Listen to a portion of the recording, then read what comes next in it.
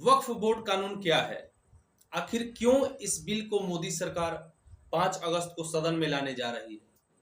आखिर क्या कारण है कि इस बिल के विरोध में कांग्रेस एक शब्द भी बोलने को तैयार नहीं है?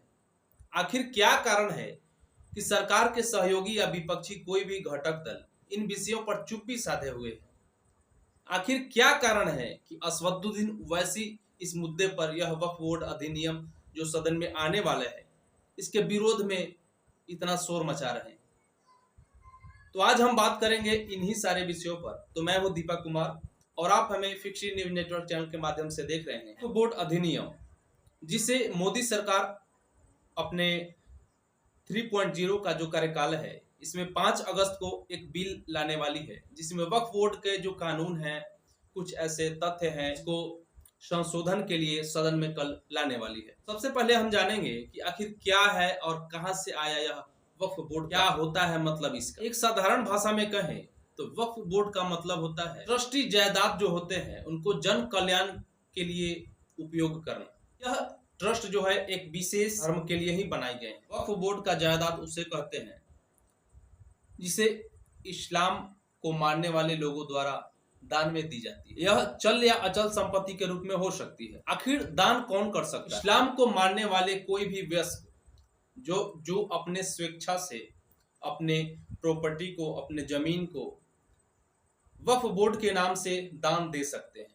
इस पर वक्फ बोर्ड का कोई दबाव नहीं होता है।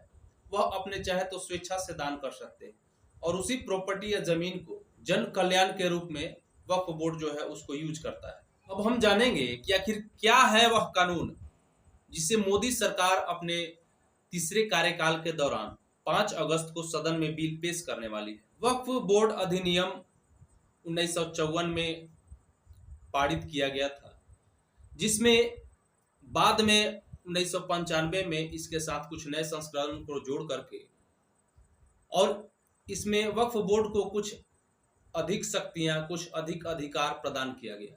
उसके बाद 2013 में इस अधिनियम में कुछ और संशोधित करके और वक्फ बोर्ड को कानूनी चुनौती के बिना ही संपत्ति को अर्जित करने का अधिकार दे दिया गया।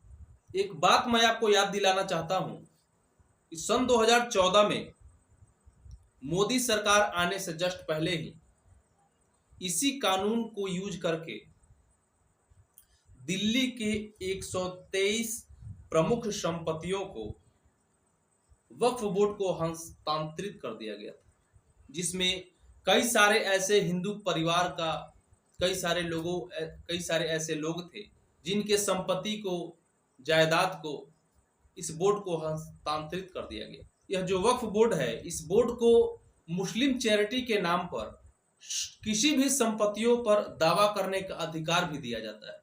वक्फ बोर्ड अक्सर कब्रिस्तानों या वैध धार्मिक स्थलों को वह अपनी संपत्ति मान लेता है, जिसके कारण कई सारे अतिक्रमण होते हैं, कई सारे विवाद पैदा होते हैं। वक्फ अधिनियम 1995 की धारा 3 की तहत बोर्ड को बिना किसी ठोस सबूत के, बिना किसी सबूत की आवश्यकता के बिना ही केवल अपनी सोच के आधार पर भूमि पर दावा करने का अधिकार है।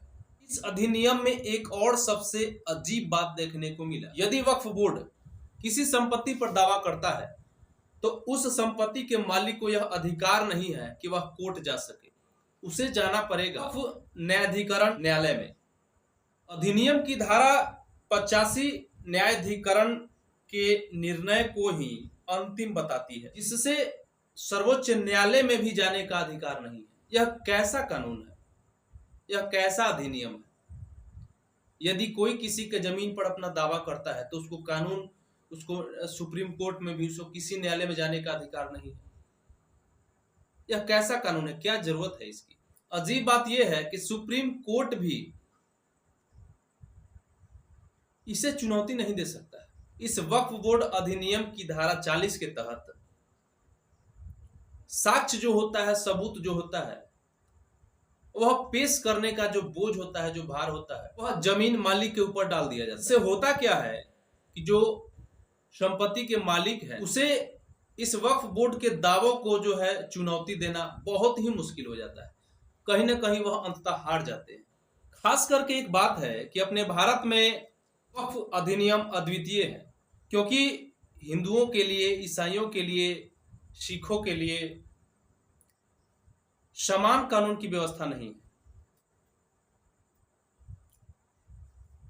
हालांकि भारत एक धर्मनिरपेक्ष देश है, यह देश में इस प्रकार के अधिनियम की आवश्यकता ही क्या थी, जो किसी विशेष धर्म के लिए, खास करके एक धर्म के लिए मूलभूत फायदे पहुंचाती है, मूलभूत अधिकार देती है।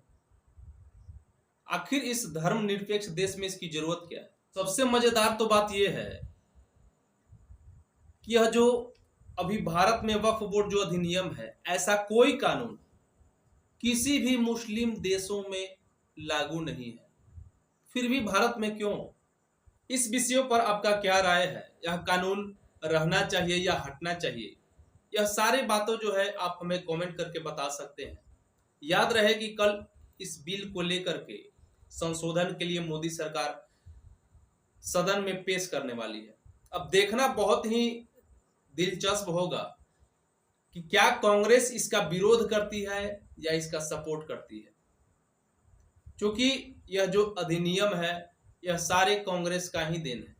कांग्रेस के दरमियान ही यह ऐसा कानून को पारित किया गया और उसमें कई बार केंद्र सरकार के द्वारा इस नियम में संशोधन करके हर बार कुछ न कुछ असीम शक्तियां प्रदान की गई, जिससे कहीं ना कहीं एक खास वर्ग को कहीं ना कहीं नुकसान हमेशा से झेलते आना पड़ रहा है।